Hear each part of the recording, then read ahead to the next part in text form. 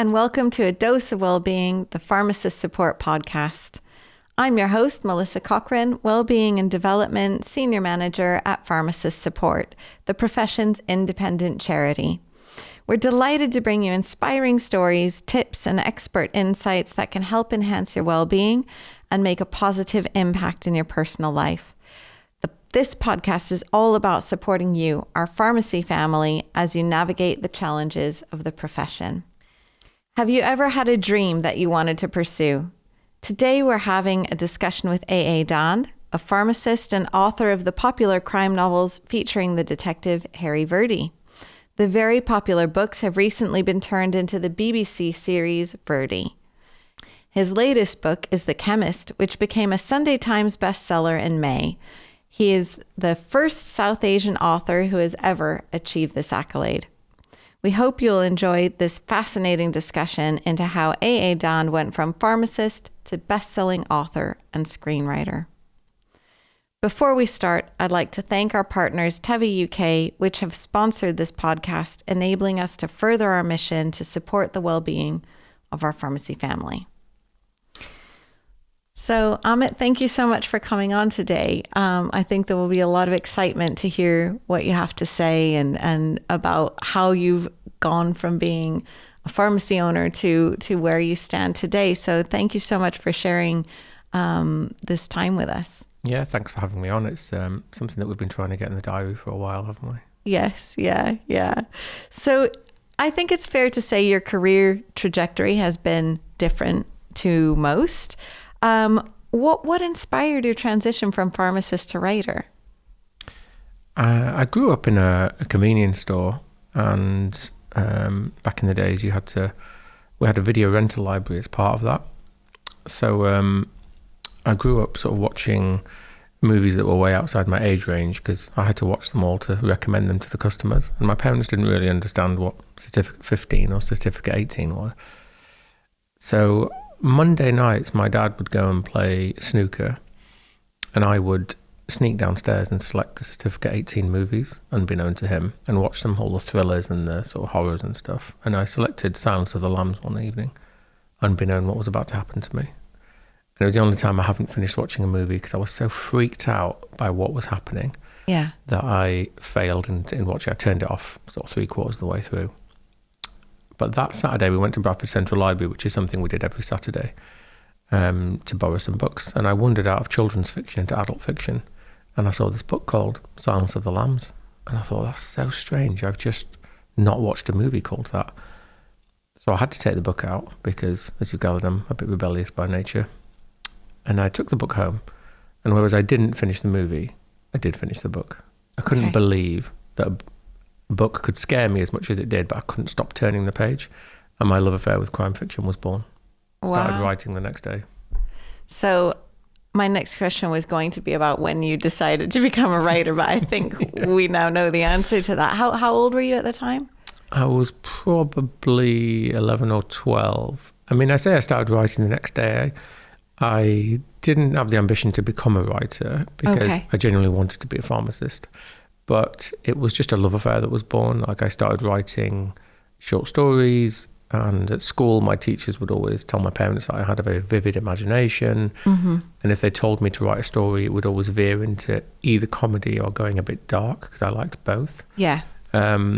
So I did start writing the following day, and I did write a lot of either sort of I had a diary. I used to write diary entries about what I used to do, and so I was always writing, but I genuinely always wanted to be a pharmacist because we had some family friends that were very successful pharmacists. And because I'd come from a convenience store background, working in retail was very natural to me. Being behind the counter, customer service, understanding what people wanted, efficiency. So for me, it felt like a natural move to go from being a convenience store owner into community pharmacy. But I wanted it to be a professional job. I wanted to, wear a shirt and tie, and I wanted to have a profession, and I wanted to have a degree. So for me, it felt like a natural move to do that. Right. That's great. And so, you hear stories about writers and how difficult it is to be published. And we all know that the road to getting published can be quite difficult. What was that path like for you? It was very, very, very difficult. So I became a pharmacist, went to the University of Bradford and enjoyed it. And I started working in hospital pharmacy to start with, just because I did my pre-reg in hospital and I loved it. I loved the teamwork. I liked being part of a big multidisciplinary unit. It was very interactive and it was very engaging for me. So I worked in hospital for 2 or 3 years. Then I locumed in hospital. And then you get to a certain level in hospital where you become management and it becomes less about patients and more about managing processes and people. And I thought, well, if I'm going to manage process and people, I may as well go into community because it paid better. I made that move. But I always, in the back of my mind, still loved reading and still loved writing. But I hadn't done it for a long time because I got into the pharmacy thing. And then one of my staff at the community pharmacy gave me Tess Gerritson's book called The Surgeon. I hadn't read a crime fiction novel for maybe 5 years. And I started reading the book on a Friday and I finished it on Sunday night. And I had forgotten what a crime novel can do to you in terms of couldn't stop reading, utterly terrified. And when I finished the book, I went downstairs and checked all my windows and doors were locked, which doesn't make any sense because the serial killer in The Surgeon picks on vulnerable women and I am not a vulnerable woman. Yeah. But Tess had got into my head in such a way that I was like, I'm afraid. So I did some research and I realised that Tess was a GP in America and she was from a Chinese background. So I had that in common that I thought, actually, we're both from an immigrant background.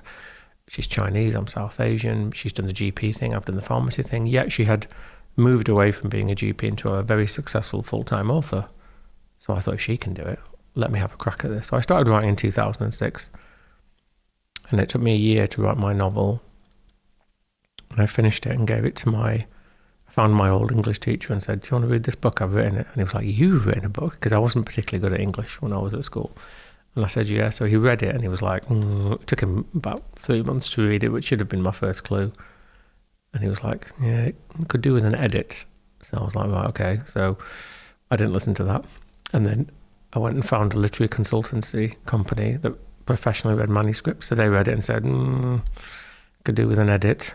Didn't listen to that because writers are stubborn. And I thought, I'll go and get an agent.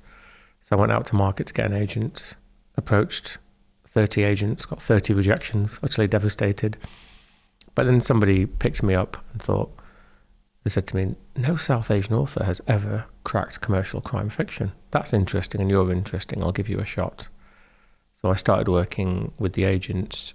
That took 3 years and it didn't go anywhere because I just kept rewriting the book, kept rewriting the Virdee book, and it was a mess by the time I'd finished. So I moved away from that agent to another agent. And then, to cut a long story short, in 2016, I finally got a publishing deal. And it took me 10 years and 1.1 million unsuccessful words to get there. But if you love doing something, you never really do a day's work. Yeah, yeah. And it sounds like being a pharmacist was really important to you before you changed career, as it were. And how has pharmacy influenced your writing, would you say? Yeah, hugely, especially with The Chemist. That's my latest novel, which came out this year. So if I break it down into 2 sections, I wrote all the Virdee books, and I wrote the TV series for Virdee whilst I was a full-time pharmacist. And I guess it influenced me because it disciplined me in terms of I only had certain hours to write. So I would finish the pharmacy gig. So this is what I used to do. It sounds insane when I say it now, but so I used to work the 7 till 3 pharmacy shift, 7 a.m. till 3 p.m. So I'd go home at 3 p.m. and the kids would finish school, and then I would be dad 3 till 6, and then I would be husband 6 till 8, and then the kids go to sleep, and then I would start writing 8 or 9 o'clock, and I would write till midnight. So that was my gig. And if I was really in the zone, I would write till 1 or 2, and then next day 7 till 3 at the pharmacy. Wow. So I kind of wrote late at night time, and I enjoy writing late at night time because I have to write in the dark, and the mood has to be right, the lighting has to be right. I don't like too many lights. I can't write in daytime because the sun is shining, the sky is blue, the grass is green. It's very beautiful and picturesque, and I need to write in a sort of damaged environment. Do you think that's the genre, because the genre you write in? Absolutely. Yeah. It's the genre I write in. If the setting's not right, I can't do it. So I wrote Harry whilst I was a full-time pharmacist, and I think the pharmacy helped me in terms of discipline for time, but also I owned a really busy pharmacy. You know, we had we used to do about between 18 to 20,000 prescriptions a month. So the amount of people I saw in the pharmacy and the amount of interactions I had. And you can imagine if you're serving 300 people a day, the amount of information and intel you start to stream about people, how they enter, how they walk, how they say hello. And the thing about pharmacy that's completely unique to any other industry is that everybody who walks through your door is ill or they have an ailment. And nobody else can say that. Any other retail business is not like that. Every single person, when they walk through your pharmacy, are unwell in one way or the other because they're coming in for a prescription. So that requires you to have a certain skill set to understand that your customer service skills and your customer service level and the way you're interacting with these people is going to be different to any other retail environment. Because if some people are upset or if they are slightly more difficult to deal with, there's a reason for that. It's not just because they're being difficult. It's because what's behind that difficulty in the interactions, what's behind them being upset or annoyed. And then you look at the prescription and you realise, actually, it's giving me some information. I always say this, is that a prescription is a mini story. Because they're just handing me a piece of paper with some random name of a medication on there. But for me, it's a full story. It's got your name, address. The medication tells me everything about what's wrong with you. If you have multiple medications on there, I probably get a full 3-dimensional picture. I then go into the back and I look at your medication records. And if you're one of my patients and you've been there for a while, by the time the prescription's been dispensed and checked and I come out to give it to you, I know everything about you. And that was the basis for the chemist. I mean, the log line on the chemist is he knows everything about you, how to save you and how to kill you. And it was one of those moments that I thought, actually, when I moved away from Harry into the chemist, it was just a natural transition. I'd always wanted to write a crime series based in community pharmacy, but difficult when I was practicing because there's this kind of line that you don't cross. I thought, this is my day job. How am I going to take my day job and turn it into a really tense crime thriller? So I think the pharmacy helped me, like I said, in two regards. With Harry, it was the discipline of having certain amounts of time to write the stories, but also the interactions with the wider community was really amazing. And with the chemist, it was hanging out with my blue scripts for I'm sure the listeners know a blue script is a methadone script. I never really liked calling them addicts because I felt that was giving them a very specific phrase which was very cliched. Like if I say addict to someone, the general public, they'll be like, oh, addicts, so they must be thieves, or they must be criminals, or they must be this. So I affectionately used to just call them blue scripts. So and I still call them the blue scripts. So I spent a lot of time with them just understanding who they were, what they were about. And we had quite a few blue scripts because they would come to us and be like, you kind of get a reputation of go and see Amit because he'll look after you. Go and see Amit, he won't prejudge you. Go and see Amit, he's a good guy. As opposed to, there are some pharmacies you go into where they might treat blue scripts slightly differently with a hint of suspicion. And I genuinely think it's probably because those pharmacists probably haven't worked in a customer retail environment. I've spent my entire life either behind the counter of a corner shop or the counter of a pharmacy. So generally, if I look you in the eyes, I like to think that I could probably get a good measure of you before any conversation is said. So it sounds like really compassion is at the heart of what you're doing as a pharmacist, but also trying to understand the story behind every person who comes into you, which makes sense considering where you went as an author. Yeah, I was always curious. I still am curious. I love talking to people. Yeah. I'm obsessed with saving people. If you're damaged or vulnerable, I've got all the time in the world for you. Right. If you're highly successful and aren't damaged, I've got no time for you. I'm just automatically drawn to people who need to. I'm obsessed with saving people. My wife says it to me all the time. She's just obsessed with saving people. Want to save the whole of mankind. And I don't know why that is, but yes, I would always have more time for people that were really in need and genuinely just wanted to listen. You wouldn't believe how much just sitting down. Now, it was probably one of the unique pharmacies where I used to drive my staff crazy because if somebody was really upset or damaged, I'd be like, do you want a cup of tea? I was like, let's have a cup of tea. And I'd make them a cup of tea and we'll go in the consultation room. There's all these prescriptions to check outside. Right. My staff are coming and going, there's a massive queue. And I'm just like, yeah, but this person needs a cup of tea and they need someone to talk to. So then you get that kind of reputation of always being able to have time for people. Yeah. And you just wouldn't believe what that does, because the community starts to talk about it, and they start to know that you've got time for them. And in a time where GPs are limited to, I don't know what it is these days, 5 minutes, 7 minutes, a consultation, and it's one ailment you can speak about. Yeah. The truly magnificent thing about community pharmacy is the door's always open. You don't need an appointment. We've got a consultation room, and we're extremely passionate, dedicated, and knowledgeable about what we do. And a lot of the time these days, people just want to talk. Yeah. Yeah. Well, that I would completely agree. It sounds like what you were doing was really valuable. It's making me a bit sad that you aren't a pharmacist anymore, but I'm sad I'm not you're changing lives anymore. in another way now. Yeah, I do miss it. Yeah, I'm sure you do. I miss it incredibly. It's so strange that I didn't think I would miss it as much as I do, but yeah, I can't. If I walk past a pharmacy, any pharmacy, I've got to go in. I've just got to go in. My wife always laughs. We go on holiday anywhere abroad, and if there's a pharmacy there, God, I've got to go in.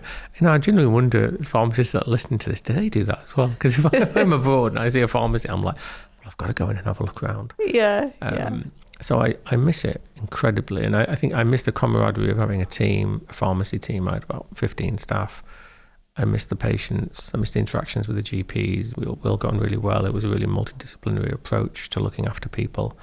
It was probably, I could just pop upstairs to the GP surgery, knock on the door and say, can we have a look at this prescription, or I can't get this stock, or this doesn't look quite right. And it was just this, on a first-term basis, and it became a friendly environment. So to suddenly become a full-time writer where it's just me and a laptop, yeah, it's a big change. It's a huge change. I mean, I used to think that having a blank piece of paper on a Microsoft Word document, you turn the computer and you've got a blank page was one of the sexiest things in the world, because it was just like, right, we're going to create.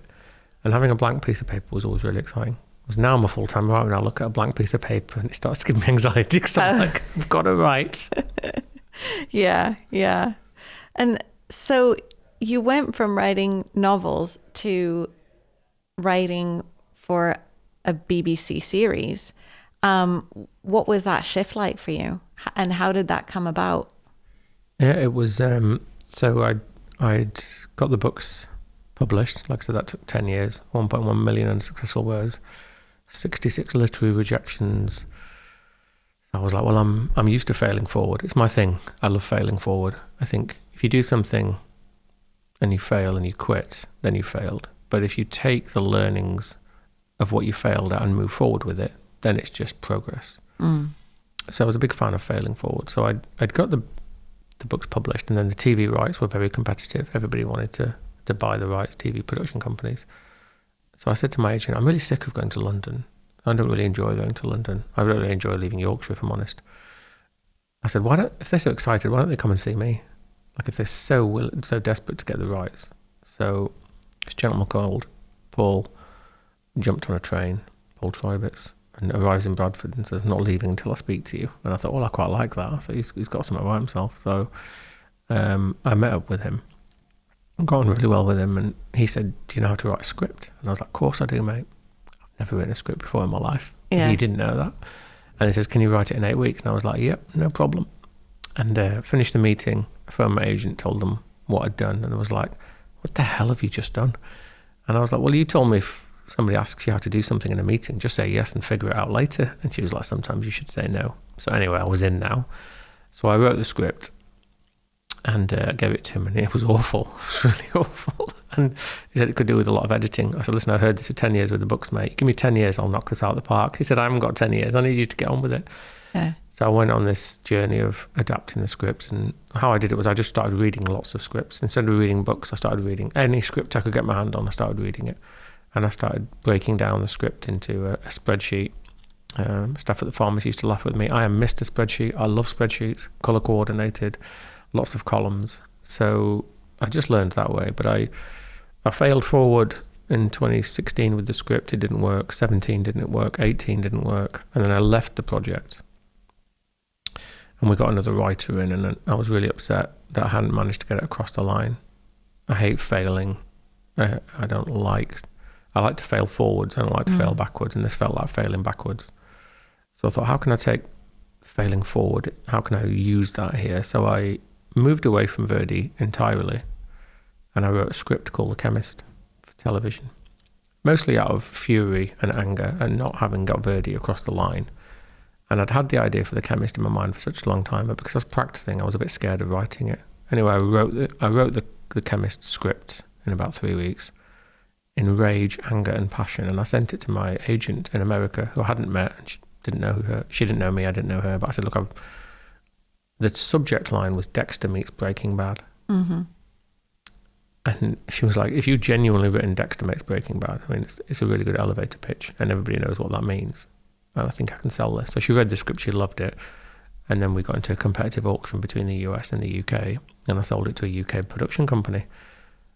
And the minute that sale had gone through, I knew I was a screenwriter. So those failing forward of the BBC scripts had simply opened the door for me to write The Chemist.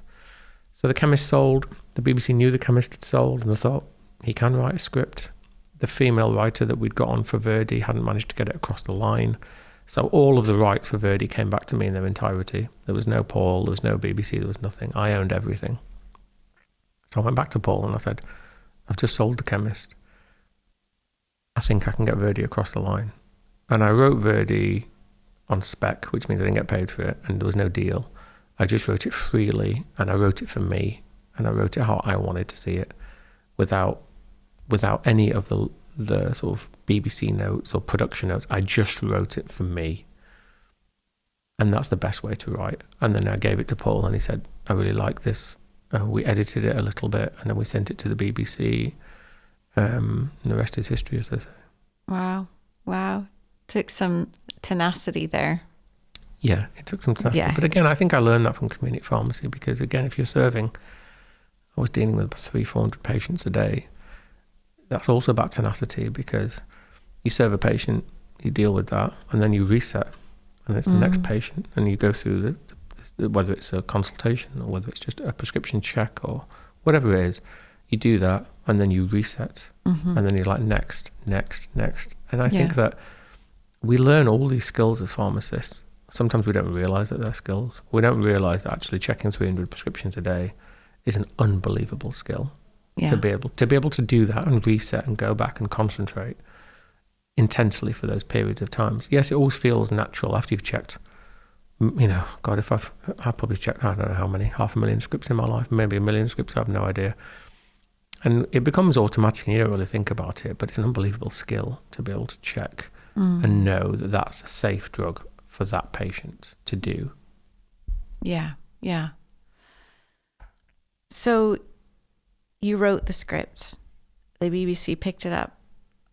What were you involved in choosing the actors? Did you have an idea of what Harry Virdee looked like, and how, were you involved in that side of it? Yeah, I ended up producing it with Paul, my production partner. So I was an executive producer on the show, and that allowed me to have sign off on cast, locations. It's kind of the American showrunner model where you become creative lead. Very stressful, very, very stressful. Didn't quite realise what I was getting myself into. But again, same with the novels. You don't need anybody's permission to write a novel. You don't need anybody's permission to write a script. And I genuinely didn't need anybody's permission to go into here. I think the best way to learn is to throw yourself into the deep end and understand this. And because I'd written the books and I'd written the screenplays, and I'm from Bradford, I've never left. You know the world so intricately and so intimately that it's not actually a lot of work to solve problems. If we lose a location, it's like, well, I've got 50 other locations in my head. Or if we can't quite shoot this many scenes, how can we adapt the scripts? Well, I've written the scripts, so I should know how to move A to B. It becomes a jigsaw puzzle. But if you're the person that's designed the jigsaw, you know which pieces are missing. You know that doesn't quite look right because you didn't design it that way. Yeah. So actually, it's quite natural to be able to step into that role. And casting was really interesting. It was difficult. it was the first time in the history of television, in the Western world anyway, that an all South Asian show, or predominantly South Asian show, was going to be aired on the BBC. And you imagine all these South Asian actors that have been desperate to play Harry Virdee or the lead. They all knew that there was a book there with Harry Virdee in there. And it was difficult because the competition was fierce, and there can only be one Harry Virdee. And I'm very pleased that we had a casting director, because I would have given it to all of them. So I just obsessed with making people happy. So it was tough, but Stars who got the role, it was extraordinary, and I just remember it came down to the final 3, and I said, look, I need to have a coffee with these guys. So the doors closed. It's my office. They walk in, and it's a dark room. Like I said, I work in a dark room, so there's no windows or anything. We're just a little bit of lighting, and I had a cup of tea with them all. But when Stars walked in, obviously everyone could do the bombastic masculine hero thing, but he walked in with vulnerability. And for me, Harry Virdee is a very vulnerable character. I knew what I was going to do with him. I knew I was going to break all of the rules of television, because I was going to break my lead character at the end of episode 1. I was going to destroy him. I was going to break him in half. And then I was going to build him back up in episodes 2, 3, 4, 5, and 6, which doesn't happen in television. Yeah. So I needed vulnerability. And when he walked in, just had it, he had that vulnerability that he could bring to me. And I thought, the audience are going to love you. Yeah, yeah. And the deal was done.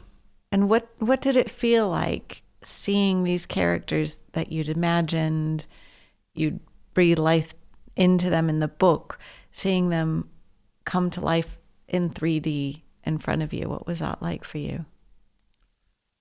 Well, I think when you're shooting, you're so focused on getting the coverage, ensuring that the story mechanics are making sense. So I didn't have any specific moments in shooting where I was like, wow, that's Harry Virdee. For me, it came in the final cut of the first episode, when the grading's in, the score's in. So it sounds strange, because I was seeing him do all the action sequences, but because I was producing the show, I had my hat on as the producer. So I didn't allow myself to sit or even revel in the moment, because I thought I might just take the intensity, I might take the foot off the gas. So I never really sat back and thought about it or wondered about it or took any moments. But when the final first cut arrived, because it goes through so many revisions, and I couldn't enjoy any of the earlier revisions because I still know there's work to be done. But when the final cut came and it's graded and the sound mixes in,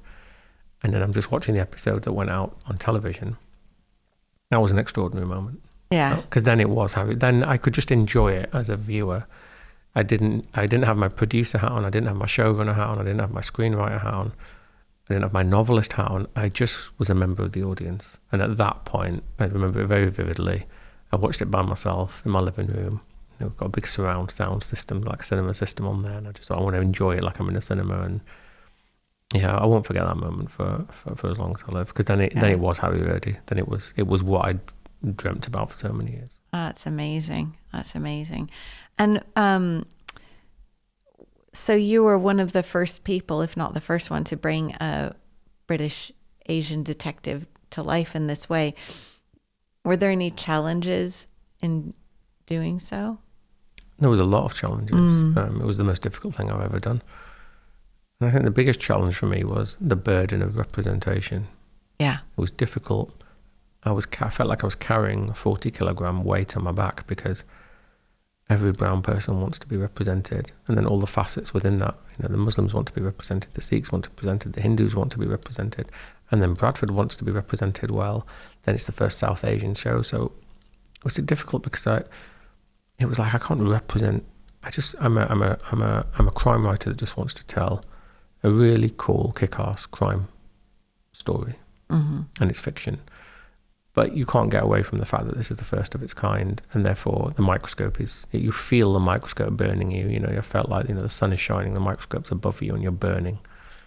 So that was difficult, and I think it comes from a place of we should have 10 or 15 shows like this, so that there's a huge variety out there. But because there's only one, then everyone's going to look at it with very specific views. Some with anger because they weren't either. A lot of creatives weren't in the show because there's only one. There's only so many things, or with frustration because it wasn't telling their specific story. Because again, there's only one. So I think the burden of representation was very difficult, and I hope that many more shows are made like Virdee, so that other showrunners and creatives don't have to go through what I went through. Yeah, it sounds like being the only one, the weight was much heavier for you. It was really heavy. Yeah. And so seeing Harry Virdee, Bradford South Asian communities represented, and for this to resonate so much with audiences, how has that felt for you? It's been really wonderful, the reception. We had a premiere in Bradford at St George's Hall, and initially we were going to open it up to 400 or 500 people, but then and it was a ballot. It was a free ballot done by the BBC. So the tickets went out. I can't remember. I think there was like 10,000 applications in the first couple of weeks. So I said, we're going to have to expand this. So we filled St George's Hall, 1,200 people, to do the premiere, and most of them from Bradford. And I'm backstage, and I have to come out and make a speech to introduce the show. And I'm not nervous about making the speech. I'm nervous about how the audience are going to react to the show and to me. So I come out on stage and get a round of applause, and then the show, the first episode is aired, and I just knew, I could feel it in the room that this was success. You know, the fact that they loved it, and I have represented Bradford in a really positive way. That, you know, it looks sexy on screen. I'd picked the locations specifically to ensure that Bradford was represented in a positive way. It gets a lot of bad press. It's got a very long history of hardship. So I knew how I'd represented I was comfortable and confident with how I'd represented my city. And it is my city. Why would I give it a kicking? At the same time, you want to ensure that the audience know and understand and feel what I feel about the city. So that was a moment, the premiere in Bradford. It was probably the thing that I'll remember the most about the Virdee show, was that moment in Bradford with 1,200 people and a lot of my friends and family, and just the response in the room. It was we nearly took the roof off. It was unbelievable. Wow, sounds like an amazing experience. Yeah, it was. It was true. Sounds really, really wonderful. So, your life since working as a pharmacist, writing the books while you were working as a pharmacist, then moving into the script writing, the TV production, it sounds like you've held a lot of things in the balance. And I wonder how you've managed to keep that balance from tipping too far and maintain your own well-being as all that's going on. Yeah, that's a really good question. It's something that I think about a lot at the moment. I think I didn't get the balance right for when we were doing Virdee. Again, I'm a workaholic, and I think I get that from the corner shop days. My mum, you know, the shop was open 6 a.m. till 8 p.m. And my mum always used to say, you work until the work is done. I never understood this. Now, I grew up, people say 9 to 5 job, 9 to 4 weeks holiday, whatever it was. Well, my parents never had 4 weeks holiday a year. In fact, the only day that the shop was closed was Christmas Day. So I had grown up in an environment where you worked until the work was done. Doesn't matter how long that took. You didn't take any holidays, and you simply just kept going. It was the grind. It was the churn. And my mum would do 10 things at once. You know, she'd open the shop, get the kids up for breakfast, and then lunchtime 1 till 2, run off to the cash and carry, come home, kids from school, make sure the food is done, and then it's, you know, newspaper returns, magazine returns, cashing up, banking. It's just crazy, you know. She worked extremely hard. So I had always grown up doing this, multiple tasks, multiple gigs, multiple opportunities. Something that I still do now. But when I was writing, it wasn't, in terms of the balance, it was because I had that slot of 8 p.m. till midnight, and that was fine for me because I don't really like sleeping. I think there's enough time to sleep when I'm dead. I waste it. I feel like I'm wasting my life. So there are enough hours in the day to do all of this, and I say that with a lot of passion and conviction, because people will say to me, "Oh, you know, people who want to write or move or do another gig, whatever it is," they say, "Oh, I don't have enough time in the day." And I'm like, "Well, just show me your screen time. Give me your phone now and show me your screen time." And they don't do it because they know instantly that what I'm going to see on their phone is 90 minutes, probably, minimum, if not more. So I say to them, 1 hour a day is 365 hours a year. And I was like, and there's a calculation to be done, I don't have it in front of me, but it's something like if you spend 90 minutes on social media, in 10 years, you've lost a year of your life. And I was like, what else could you do without 90 minutes? That's a lot of time to do. So there's always enough time. I think that it's just about how you decide to spend that time and how much discipline you have to do that. It's 24 hours in a day, sleep for 6 or 7 hours, work for 9, 10 hours. You look at it, you think there's still 4 hours there. How do you spend that time? Some people go to the gym, some will go for a run, some people have other hobbies, whatever it is, there's enough time. I think in terms of my mental well-being, it's still a work in progress because, like I said, I did go too far when I was doing Virdee. I was still writing books. I had multiple projects on the go, whereas now so I think to answer your question, moving forward, especially after September, because I've got a book deadline at the moment, which I'm doing, which is the second book of The Chemist. I will pick one project and do one project to completion, and then I'll start the next project. Whereas I've always done 4 or 5 on the go, or 2 or 3 on the go. I mean, if I looked at the beginning of this year, I've got a standalone novel called The Blood Divide, so I was adapting that for the US. That was sold that to Sony in the US. I'm doing The Chemist for a UK broadcaster. I was doing Virdee for the BBC. I was writing The Chemist edits for the novel. It's just too much. It's a lot to hold at once. But because I can't say, I've never said no. I'm always like, yeah, I can do that. I can just change the day. Actually, I can't anymore.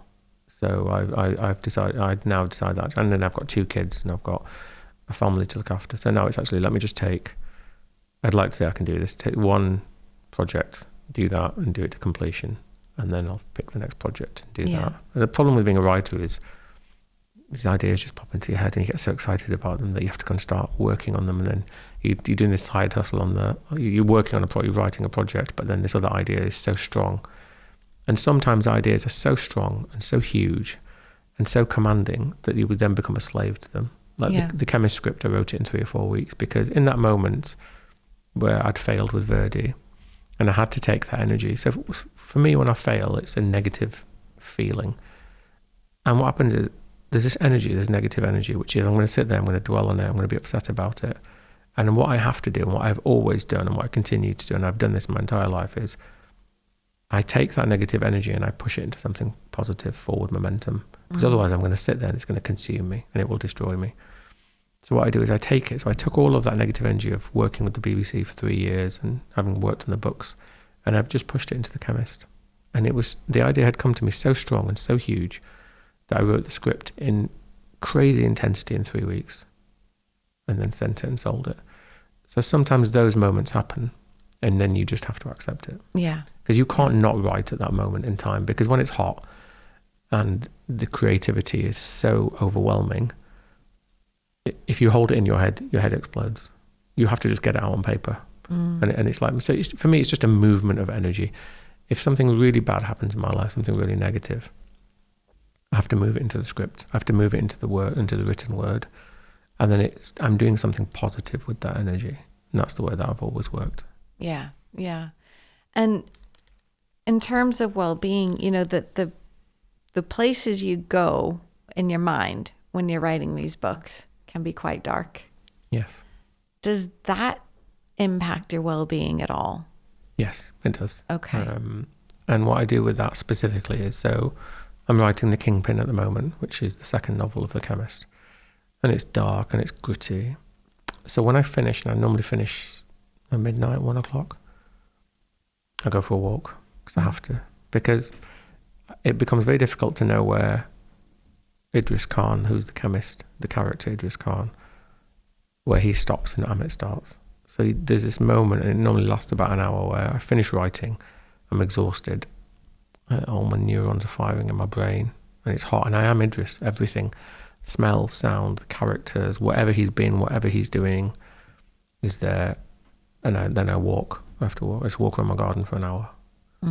I put some music on, and I just walk around my garden. That can be eerie in itself because it's 1 o'clock in the morning, you're walking around your garden. Or I'll go for a drive. So, my wife knows she wakes up 1 o'clock in the morning, the car's not in the drive, it's because Amit's gone for a drive. And I'll just drive. And if it's really intense, I'll drive in silence. And I just do the miles. And sometimes it might be an hour, sometimes it might be less. For less intense, I'll put music on, and I write to Hans Zimmer. I write to dark, intense music, movie scores. But then if I'm driving, I will tend to put on an audiobook. And it tends to be Stephen King's On Writing, which is how to write. It's his memoir. The first half is his memoir. The second half is the craft of how to write. I'll just put it on. The audiobooks, it's a nice narrator. It's a great voice. And I'll just put that on and listen to that. So that's my thing now, is that when because I can't go to bed at that point because my brain's on fire. Mm-hmm. All the characters are talking to me. And there are moments where, and it tends to happen towards the end of a book, where all the intensity is coming. Because it's the finale, it's the denouement. That can be specifically difficult because all of the characters are screaming at you in your head. You tend to become a bit schizophrenic at that point because everyone's talking to you, everyone's screaming at you. And the only way to do that is just to step away from it and walk or drive. So that's the way that I tend to do it now, just to try and find the silence in all the noise. Yeah. And that helps you to be able to come out of that very intense, dark space into a space where you can be yourself and be present for your family, or just get to sleep. Yeah, it is. And it comes back to energy, right? I mean, I think, the law of energy is, we all learn this at school, is that energy cannot be created or destroyed. It's simply moved from one form to another. Probably the first rule that we learn in science lessons. Yeah. Energy can't be created or destroyed. It's moved from one form to another. So if you understand that, when it is true, and in science lessons, you always learn about kinetic energy turning to potential energy, and potential energy going to kinetic energy, and all this stuff. But then what you learn about life it's exactly the same. Is that I have lots of energy in my head, which is dark, gritty, and it's pulling me in one direction. And all I have to do is I have to move that. I have to take that energy, I have to cup it and put my hands around it, and I have to move it into a positive space. Yeah. And we are able to do that as human beings. And that's the same with mental health. I think a lot of people, and again in the pharmacy, when I first became a pharmacist in 2002, antidepressants were not in my top 10 medications. Every pharmacy, you'll have a top 10 of the most common prescription medications. Yeah. Just people come in, that it's going to be loads of prescriptions for it. So it's literally, you can grab it off the shelf. So the top 10, it was always on the left-hand side of my pharmacy, the top 10 medications. And in 2002, it was contraceptives, paracetamol, amoxicillin, those types of ones. But when I'd left, the top 3 in my pharmacy were all antidepressants. So it was sertraline. All 3? Sertraline, citalopram, and fluoxetine. So when I'd realised that this shift had happened in 20 years, where people more than ever are reliant on antidepressants because the world is hard, and everything you look at the world at the moment, and it can feel like a very bleak and dark place sometimes. But then I would step back as a person who at one point has been in front of my doctor saying, I need help because I've got all this stuff going on in my head and I feel depressed with it, because the characters can sometimes depress you. And then I realised actually, and you go back to the simplistics of life, energy can't be created or destroyed. It's moved from one form to another. So I might move the energy from a negative space to a positive space. How do I do that? Well, everyone's individualistic. Some people go to the gym and lift weights. Yeah. Some people will go for a run. Some people will draw art. Some people, whatever it is you do. I think music can be a really powerful one. Yeah, and for me, it's music. Yeah. And audio, or just certain voices that I like to listen to, and walking, nature. So yeah, it takes a while for you to find your own way of moving energy from a negative to a positive space. But again, it is the one thing that it cannot change, will never change, because it is the law of physics, is that you can't create it or destroy it. You can simply move it from one place to another. So you've got to find your own way to move it from a negative to a positive space. And with all due respect, I absolutely do think there's a space for antidepressants in the world, but I think there's also a huge space for us to understand as individuals. And I say this as a pharmacist who's supplied these medications for so many years. There is also a space for us to say, how can I individually move this energy from a negative to a positive space? And it doesn't have to be overly dramatic. Yes, we'd all love to jump on a plane and go and sit in the middle of the Maldives in a lovely beach and a lovely sunshine. And that's really not really possible. But how is it that we, in our day-to-day lives, whether it's just a walk, movement, and generally it tends to be movement. That's the thing that gives you the dopamine hit. Yeah. That's the thing that lifts you, is movement. And for some people, it's intense, crazy exercise or hiking up huge mountains. For others like me, it's just a nice walk in the forest or the park or whatever it is. And the other thing is comedy. You know, this is new for me. I've gone back to the old school comedians that I used to like watching, whether it was Richard Pryor or Eddie Murphy. Recently Ramesh Ranganathan, and I just watched their stand-up shows for an hour, and you just laugh, and it's funny. Yeah. And you just forget, the thing about comedy, and I love I started writing comedy. It's the first thing I ever wrote was comedy. It was very competitive in the South Asian space, because the one thing that South Asians have always done well is comedy. So it was quite competitive. So I moved away from that. But I'd forgotten that just watching a really good comic and having a really good laugh. Yeah. For that hour that you're watching it, you completely forget about everything else. You are completely transported into that comics world, into the story. And comedians are just telling you stories. They're very good writers. They're simply telling you stories and then misdirecting it and subverting it. So that's quite a new thing for me, is just going back to comedy, and I'm really enjoying it. Have a good laugh, and it suddenly changes your mood. Yeah, absolutely. Completely agree.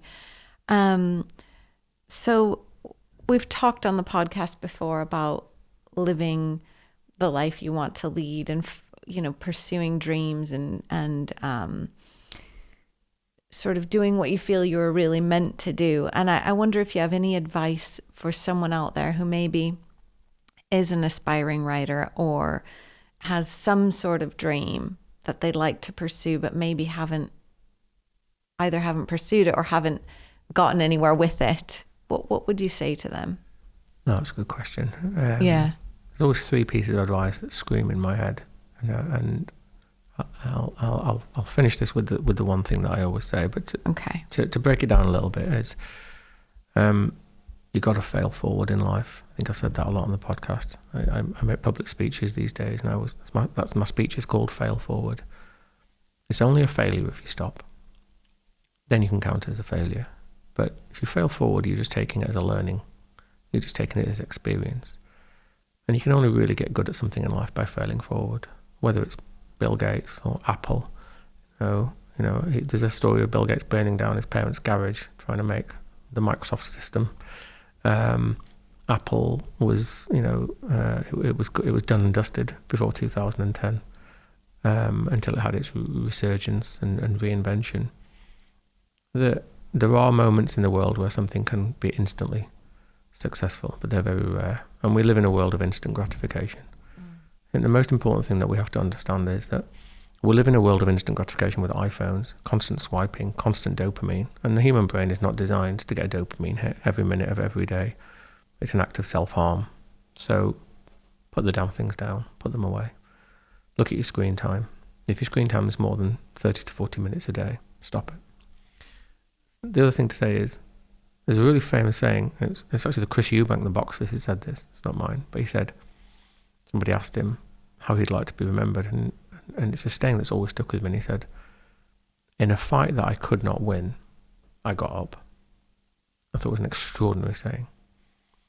In a fight I could not win, I got up. And all that meant was that he didn't stay down, he got up.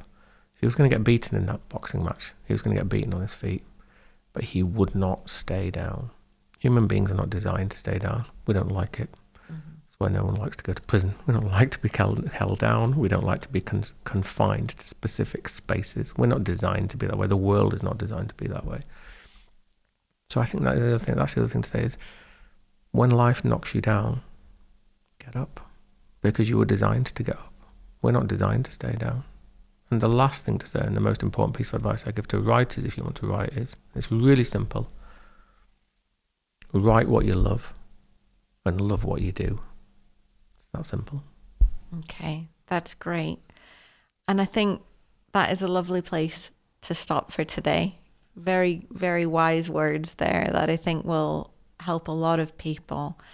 And I just want to thank you so much for taking the time out to be here with us. I know you're very busy these days. You have a lot of projects on the go, a lot of demands on your time, and it means a lot to us, and I'm sure to the pharmacists out there who listen to the podcast, that you have taken the time to be here with us. So thank you very much. It's been such an interesting conversation, and I think that hopefully this will inspire some people also to pursue their dreams. Oh, thank you. And to the pharmacists out there, you guys are all superheroes. I've always said that. I think the pharmacies are the superheroes of the NHS. Absolutely. I agree. So we always hope our listeners are feeling inspired to bring about positive changes in their own lives. And if today's podcast has resonated with you, you'll find further well-being information, videos, and online content on our Wellbeing Learning Platform and on our website. These are available to pharmacists, pharmacy students, and trainees for free. For further information on our support services, please click on the How We Can Help link in the podcast description. Please don't hesitate to reach out if you feel we may be of support. I also wanted to just draw your attention to our workshop on the Wellbeing Learning Platform, which is called Live the Life You Want to Lead, which can provide some help and support if there is something that you feel you want to do in your life. We want to continue providing our free and confidential support services and to open up conversations like this to ensure that no one in our pharmacy family faces challenging times alone. As an independent charity, we rely on donations from individuals and organizations across the profession to enable us to do this. So if you're in a position to do so, please consider making a donation today. You can find a QR code in the show's description or at the end of the video. Donations help us to provide our essential services, including our counseling and peer support, financial assistance, and more. So thank you so much for listening, and we look forward to seeing you again at our next podcast.